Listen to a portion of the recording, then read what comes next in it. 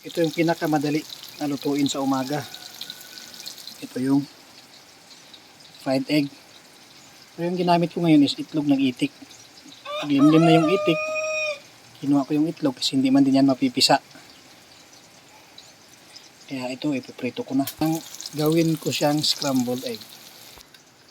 Tara. Ito yung itlog.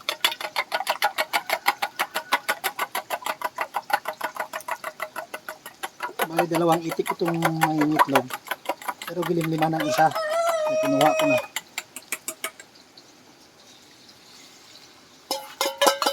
Diba yung itlog ng itik kay yellow masyado.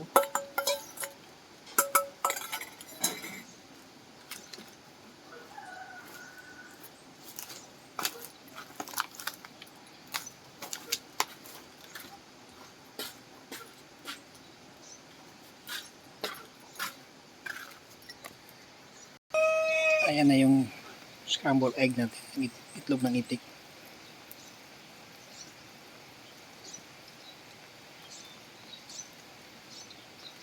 Mamaya natin bulabugin.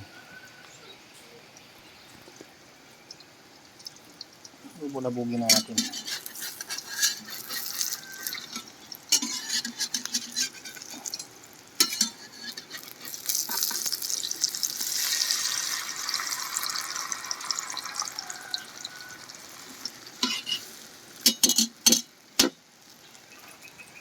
Medyo sticky yung itlog ng itik kaysa itlog ng manok. Tsaka iba rin yung itlog ng pato. I-try ko na rin ka ganito. Parang pareho lang din ng manok yung sa pato. Iba yung sa itik. Sticky masyado at saka yellow. Babalik tayo natin. Yun. Ayan, nabaliktad na.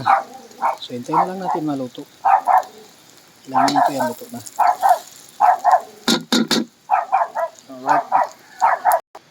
Okay, since naluto na yung itlog, tatanggalin natin. At isasalang natin yung kanin.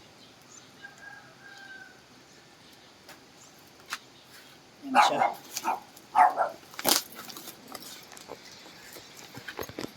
So yan ang uulamin natin, yung itlog ng itik.